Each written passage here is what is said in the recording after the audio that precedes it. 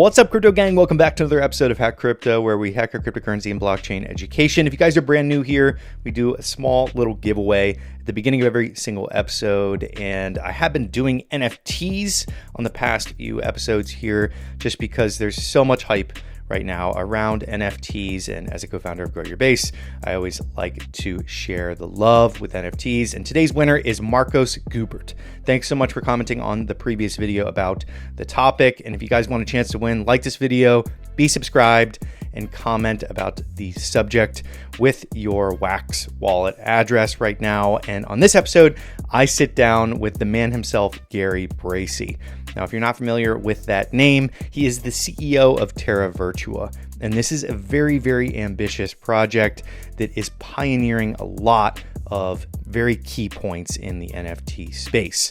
You can go onto their website, literally create an avatar that is in a virtual world, and you're able to show off your NFTs and collect some incredible legacy brands that are now NFTs on their marketplace, like Top Gun, Pacific Rim, some incredible licensed brands. And what we do is we sit down, we go through Gary's background, we talk a lot about how licensing these different IPs or intellectual properties of these brands and putting them onto NFTs is a way to reach mass adoption. This is what he's done with video games in the early 90s, and it's an incredible conversation going through his background, connecting it all the way into what Terra Virtua is today.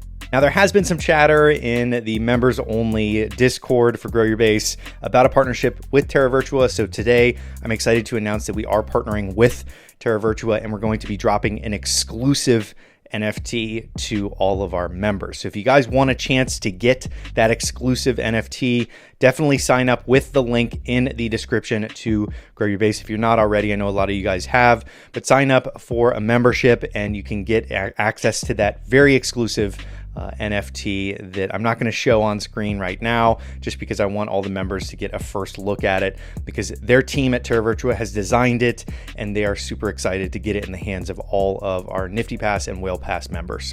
So with that said, let's dive into my interview here with Gary Bracey about everything Terra Virtua, and it is a super exciting project, so let's jump right into it. What is up, guys? I am here with the co-founder and CEO of Terra Virtua, Gary Bracey. How's it going, Gary? Great, Steve. Great. How are you? I'm doing good. I'm excited to kind of dig a little bit into Terra Virtua, and I've been obsessed with the website. It's super slick and easy to use and fun to look at, above all, just with all the designs of all these big names. But before we get into the nitty gritty of Terra Virtua, let's hear a little bit about yourself. Let's hear, what's your background and what led you to start Terra Virtua? Sure. Well, first of all, thanks for asking me along, Steve. It goes back, my career goes back to the mid 80s. I've been involved with video games pretty much from the early days of video games, the very, very early days, when they weren't video games, they were computer games. And I worked with a company called Ocean Software. I was one of the early people heading up development and game design, etc. And we were the first company really to license movies to make games from. And that, I like to think, helped propel computer games into the mainstream, because at one time they were just considered a little bit geeky, a little bit nerdy and niche. And what happened was, when we started licensing big brand movies like RoboCop and Untouchables and Top Gun and ultimately Jurassic Park, then that sort of helped shift that into the mainstream. And the only reason I'm mentioning that is because there is some relevance to what we're doing now with NFTs. So I've been in video games pretty much all my working career. It was great fun. I enjoyed it, and I've been involved in every aspect of that. We started off as a developer publisher, and I started up heading up the development department and built the first real major in-house studio. This was even before the days of EA. And then as I say, I've been involved in video games, watched all the transitions from computer to console to handheld to mobile, and I've been involved in games in all of those different transitions and in different ways, going from development to publishing to marketing to licensing.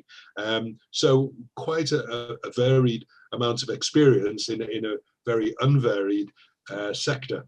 And that's what brought me indirectly to Terra Virtua. Nice, nice. So you've watched literally from day zero when it was considered computer games. You know, you had Atari and things like that, all the way to where it is now, where, you know, even on just your cell phone, you have these things that are light years faster than what it was originally.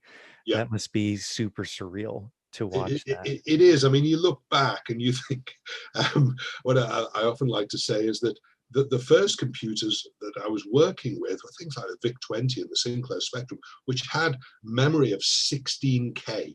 You had to write a game in 16K, which these days would just be a little bit of text in a video game. It's just mind-blowing and baffling how we were able to get things actually interactive and fun in such a small space, but such is progress. Yeah, definitely. And so fast too, like Yeah. extremely quick, extremely quick. Yes. So that's a good transition into Terra Virtua. So you have this extensive experience with building these different types of video games in all different aspects, all these different departments over the years, and you have all this experience across the board. So what is Terra Virtua and how are you guys using NFTs? Sure. Well, it's all part and parcel of one story, I guess. I had a meeting set up with some guy whose name was Jawad Ashraf, who I never knew, and a meeting set up by a mutual friend. He was looking to develop a VR games publishing company. Well, he had a VR games publishing company, and he was looking for a way of publishing, bringing his product to Europe and looking for help with publishing. And a mutual friend suggested I could help. I was doing a little bit of consultancy at the time. We met up in a coffee shop in an area of the UK called Staines, and we instantly hit it off. And we started brainstorming. And very soon, the original proposal of why he came to meet me was forgotten about. And we started thinking about the blockchain and how we can actually gamify it in a way. And NFTs gradually came into the mix. And we parted having agreed that we would start a new venture together, which became Terra Virtua. And the idea was NFTs, the NFT platforms are quite complicated to get to grips with. What we wanted to do was bring NFTs to the mainstream. I mean, this was our fundamental goal and ambition, because it's not a small ambition, to take what is essentially a small nascent sector at the moment to the mass market on a global scale. And so the challenges arose quite quickly. The first one was onboarding people. We realized that we had to get something that was as simple and as friendly as Amazon, for instance, when you register. So you come onto Terra Virtua, you sign in. If you're a crypto person and you have a wallet and everything else, that's fine. We accept all that. But for someone who doesn't, that's quite a lengthy and complicated process. And every complicated process, as we've discovered with video games, represents a hurdle, and you lose people every single hurdle along the way. So we had to make it as smooth a transition as possible. So we made this interface that onboards you as simply as Amazon. You register with your email address, credit card, and bang, you're in. And you can go and buy stuff straight away. So the whole website and process is designed to be friendly and intuitive.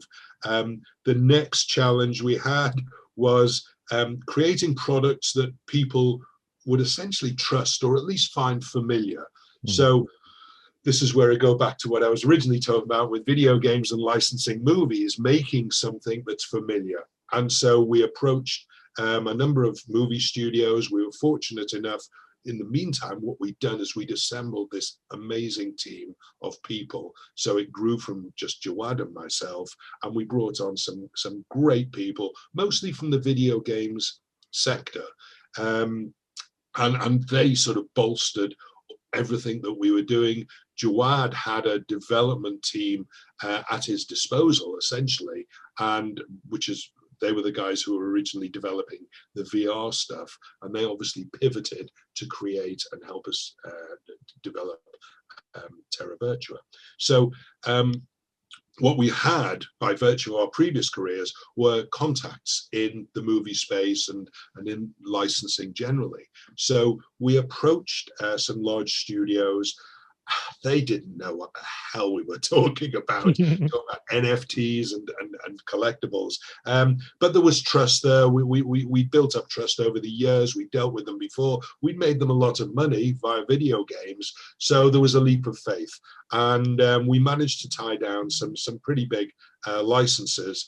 And we got to creating and designing NFTs based on these licenses. And that was the next stage in order to attract the mainstream, and that is create things that are really, really high fidelity and quality. Because if you're asking someone to pay tens of dollars, hundreds of dollars, and in some cases thousands of dollars for a virtual item, then it really needs to be of the highest quality. So that was a challenge we set ourselves, and I think we're pretty much achieving that. We do 3D, very, very high fidelity, high resolution animated items. So one recent acquisition we made is the Godzilla v Kong movie, which is great for obviously creating action figures and animating them, and the guys are having great fun doing that, except for the fur on Kong, which is a bit of a challenge, but we'll get there. And so we're making these rich, sort of semi-interactive action figures, which people seem to be very, very receptive to, and they seem to be going very, very well. We've done Pacific Rim, we've done Lost in Space, we've done Top Gun, Godfather, things like that, and there are quite a few others on the way. So we're building up this whole thing. The next challenge was, okay, we're giving people the opportunity to purchase these items, these assets, but what can they do with them? Do they just sit there invisible on the computer screen? What we do know is that when people are collectors and when they acquire things, they like to show them off. They like to exhibit them. They like their friends to see them and hopefully envy what they have. So we decided to build environments in which people could bring their NFTs and store them. And this is what I have behind me as my background. This is our fan cave. And you can store your NFTs that you've purchased, and you can then bring your friends in to these environments, and you can show them off, and they can interact with them. I'm sorry, my light seems to have gone a bit dark. That's all right. That's all right. So what we've created is a fan cave, which is the thing you can see behind me. I know this is just a still shot, but everything's animating normally and moving as it should do. We also have a Terra Dome, which is where you can store your large items like vehicles, like spaceships, like Godzilla and Kong, and the Pacific Rim Jaegers, that type of thing, huge areas. We also have a 3D gallery. So soon you'll have the opportunity to create your own private 3D gallery and put your acquired art NFTs into it, and again bring your friends in, show them around, and show off your gallery. Or if not, you can actually put them on the wall. Sorry, it's mirrored. On the wall behind you, you can see there's frames, and you can put your art in your fan cave if you wish. So this is an all-encompassing platform, which I don't believe people have focused on so much. So you have your marketplace in which you can buy, auction, trade. You have your environments in which you can bring your items in. We want to make it a very social experience. So you'll be able to bring your friends into your fan cave. There'll be voice over IP. You can talk to them about it. And what you can't see in this photo is there's a screen there as well, which shows video. And at the moment, we're just running trailers of the movies that we're supporting. But in time, we'll be able to stream stuff more specific to what your interests are, and maybe interviews like this, and you'll be able to customize what is showing on your screen. So we want to make it a very, very social area. And that's it. So the final challenge of all these, getting this whole NFT into mainstream thing, is people and marketing. And marketing is normally the creation of awareness, making people aware that such a thing called Terra Virtua exists, and you can get Godzilla v Kong digital action figures. That's normal marketing. But we have an additional challenge, and that is people don't know what NFTs are. They don't know what digital collectibles are. So marketing also for us encompasses education. We have to go out there with a message and very, very simply explain what we're doing, what NFTs are all about. This is a whole new sector, and it's an incredibly exciting sector. But as we discussed before, 99% of people just don't know that it exists. And we have that issue as well, that blockchain is generally viewed by the outside world with more than a hint of suspicion. It has some negative connotations because of what's gone before, and we have to restore that trust from the public and say, look, this is a safe place. This is great fun. This is a whole new concept. Come in and try it and experience it.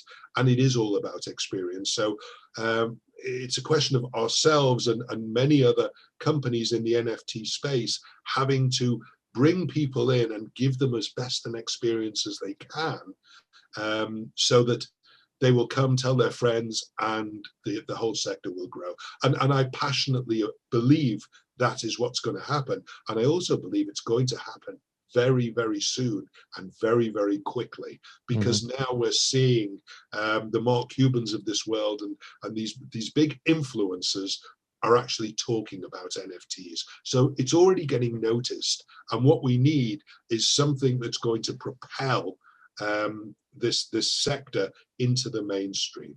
And we're hoping that we'll be a significant part of that. Yeah, I love the licensing route, and it's very much woven in with your background and your experience, and how adoption of video games really happened was with these big blockbuster, licenses right up in front to help people adopt the technology. And I think it's a beautiful way of doing it, to get it in the hands of people that are all these kind of fan bases all across the That's internet, right. which is a great way of doing it. And that's kind of built-in marketing in a way. So let's say, I have my room behind me, you have your room behind you. I love that it's like a little virtual world. I can showcase it, get people to come into the environment. What about trading? Are you going to be able to swap? And also, how does the ownership work? Because I know that a lot of people talk about NFTs being, a big part of it being the intent of the owner to own it and to transfer that ownership. So how does that work with you guys? Well, obviously that's the big deal, and this is one of the. It's good that you've mentioned that, because this is one of the main motivators that made us want to do this. We sort of looked at the world of skins in games. Yeah, we saw that Fortnite was generating billions of dollars from people just wanting to purchase digital apparel in the game and be different and have something to reflect their personality, and that was wonderful. But in 10 years' time, or whenever, when Fortnite eventually gets taken offline, all of those digital items that have been purchased disappear. Once the game is gone, that's the supporting thing that allows the items that have been bought to be there. Once the game's gone, all of those items go as well. And my introduction to NFTs was that NFTs aren't like that. They're immutable, they're permanent. And once you've bought something, it's there forever. And unless you sell it, it's yours forever. It's there on the blockchain. the transaction is recorded on the blockchain, and you have proof of ownership. And not just that, and this was where the real beauty came in. If you mint 5 of this item, this whatever this item is, and I mint 5 of them, if you're interested in buying it, you can actually go online and check that there are only ever 5 of these items, which you can't do in real life. If an artist creates a print of a piece of their work, and they say this is one of 100, we've only printed 100 of these, there's no real way to authenticate that. They could have made 1,000 of them, but they're telling everyone there's just 100. The rarity governs the price. Mm-hmm. And in that situation, the rarity is based on trust. Whereas with the blockchain, as we know, it's trustless. You can actually verify that there were only 10 of this item ever made. So we love this whole concept. So obviously in our marketplace, you buy something, it's recorded on the blockchain, you can see the provenance, you can see the history of the item you've bought if you're not the first purchaser, and so on and so forth. You can then trade it. People can see on our marketplace that there is this item, this thing behind me, which you can see that side, that I bought for $500. They can see that, and they can make a bid for it.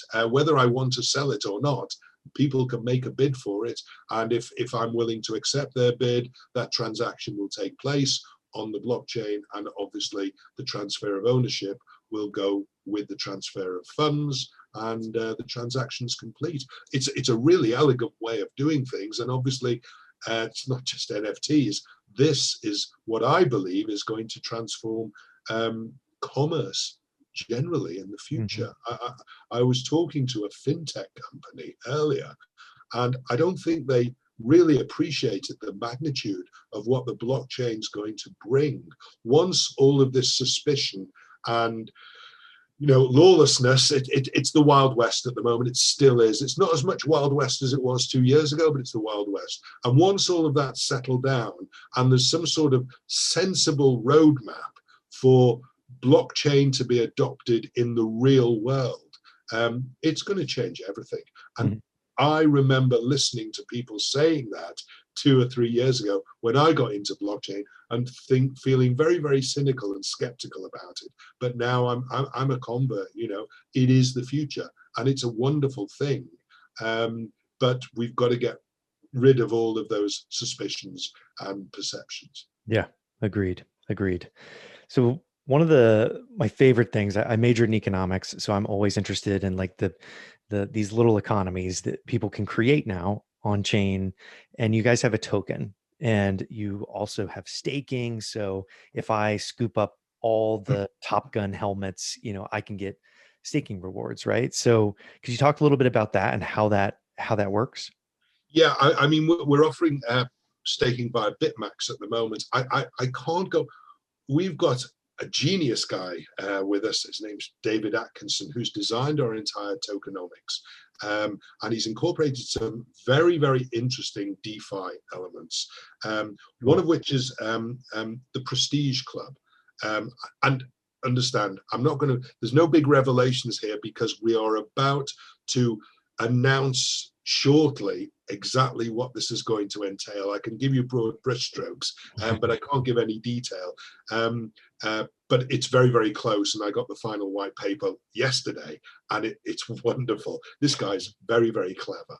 So what we're doing is we've got a Prestige Club, which will be, I always describe it like an airline loyalty club. You've got bronze, silver, gold, platinum, and depending on how many TVK or token you hold, you will get that tier of privilege, and those privileges will vary enormously from getting previews of new forthcoming NFTs to maybe even some sort of personal engagement or interaction with a celebrity who's associated with those NFTs. But there is a lot of financial incentive and staking rewards that are going to come out. I don't want to ruin anyone's revelation, so I can't go into detail. But there is one fundamental thing that I really enjoy about TVK, and that is we're not using it as a currency.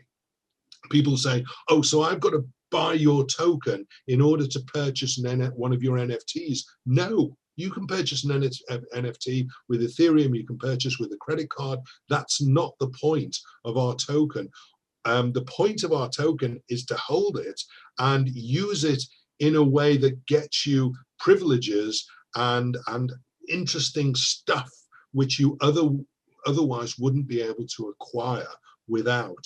And it's a lovely way of doing it. It's a loyalty thing. And then hopefully, if you do that, you get the token, you stake it, you use it to leverage all of these benefits, then in a certain time, 6 or 12 months later, when you may be bored or you may just need to transfer it into money, hopefully those tokens will be worth a little bit more than when you originally paid for them. So it's a good investment anyway. There's no guarantee of that, but that's the way this whole thing works. And it just changes everything. And that's what I find so exciting about this whole sector. I mean, we're not in it for the short term. This is we've got a big roadmap, and there are major plans in expanding the whole system. Our original vision in 3 years ago in that coffee shop was to actually create Ready Player One. I mean, a world where you are served all of your digital entertainment and real entertainment in one place, which at the time we believed was going to be VR, which may or may not be the case. But that's the ultimate goal. And so we've got a really serious roadmap. And in order to build that and carve it out, you can't be in this for the short term. This is a multi-year plan. And what's interesting is when we first launched and announced Terra Virtua 3 years ago, or whatever it was, we actually rented BAFTA, the BAFTA headquarters, the film headquarters, where we screened the movie Ready Player One, which hadn't been released. This was 2 weeks before the formal release. And we screened the movie to the press, and we introduced it as the trailer for Terra Virtua. This is a 2-hour Terra Virtua trailer. I'll never forget that. And that's always been the vision. But of course, it's baby steps, and there's so much more to do along the way. But it's a hell of a journey we've got planned. Yeah. And I've had the pleasure of meeting Russ before the call here, and I'd love to learn a little bit about the team. How big are you guys? Are you guys distributed across, the US, the UK, and what's the team like? We couldn't do this without the team. I mean, quite often I'm the front man on some of these things, but I always have to acknowledge that, I'm just one cog in a great machine, and very, very proud to be part of that machine. We got Russ. Actually, I don't want to mention names because you miss one out and you feel dreadful afterwards. But the team, everyone's been handpicked, and everyone bleeds Terra Virtua. You've met Russ. You know what he's like. He's got the passion. Everyone on the team has the same attitude, and that's what's great. And I would also say, I mean, I pop in and out of our Telegram community, and we've got an amazing emotionally invested community there, where they're passionate about what we're doing, and that's a culture we've been very, very lucky to instill. And we have a team of developers out in Asia as well. We've got a team of about 60 to 80 developers, depending on what day you ask me. And they are all working like mad solely on Terra Virtua. It's not just the stuff you can see behind me in the fan cave and the infrastructure, but also the marketplace and the assets themselves they're creating. I mean, we've got a big team of developers. And again, the passion and commitment is there. Everyone's in this for the long haul. No one sees this as a job that's going to take a year and then move on to somewhere else. This is a way of life that everyone seems to have bought into. And the team we've got, very talented. We got strategy people, we got development people, we got marketing people, we got licensing people, we've got community people, and no one is forced into doing what they want. The guys who are running the communities really believe in what they're doing, and they really care about the communities that they're running. And Russ is one of them. You've seen it. We can't do this. This is not a one-man show. This isn't a two-man show. This is genuinely a collective team. And we're very, very lucky that we've got the team we have. Fantastic. Fantastic. So we've covered a ton. We've covered, the experience of the marketplace. We've covered just the licensing, your background, the fan cave kind of element where people can go in and experience it. Where can people go and learn more about Terra Virtua? Well, we've got a load of Medium articles. We've got www.terravirtua.io is our website, and that takes you straight in. We have some great videos, instructional videos showing the user journey, showing what you can do, what's available. We're doing quite a lot on the art side as well, and we're trying to innovate and bring new experiences to the platform as well. So there's always something new happening every week or two. We're going to be making some big announcements over the coming weeks about what's coming next. So you can simply search. Hopefully to the uninitiated who don't know of our existence at all, hopefully this is useful in learning about what the platform is. But there's plenty of material out there, and all of it is pretty much accessed via the website. And please check it out. And of course, what we do is when you come on board, we have our own little invention. This little guy here, closest to me, behind me, is what we're calling a VFlect, which is a little robot. But they're created by us and designed by us. And we do different variants of them. That's them on the wall. There's a whole load of them on the wall there. And there's sporting type ones, and there's action type ones, and Santa Claus ones, and wizard ones, or every different genre. And they all animate differently, and they all and what happens is when you sign in, when you register with Terra Virtua, you're given a free VFlect, right? And you also get free the fan cave behind. And you can play around and get a taste of what the possibilities are. And one of the elements I didn't describe is we do a phone AR app that we have. So you can interact with your NFT in your home. So it'll video you interacting with your animating NFT, and then you can video it and obviously send it out on social media, so your friends can envy you with your robot from Lost in Space, or the Jaeger from Pacific Rim, or even the VFlect that you're interacting with. So we're trying to make it a fun experience, and at the end of the day, you've got your NFT, which is yours until you sell it, and you may hopefully sell it at a profit, but in the meantime you can have some fun with it. Beautiful. Beautiful. Well, thank you so much for coming on the show, describing all of the history and what's coming with Terra Virtua today, Gary. Thanks so much, Steve. It's been an absolute pleasure. Thanks for having me on.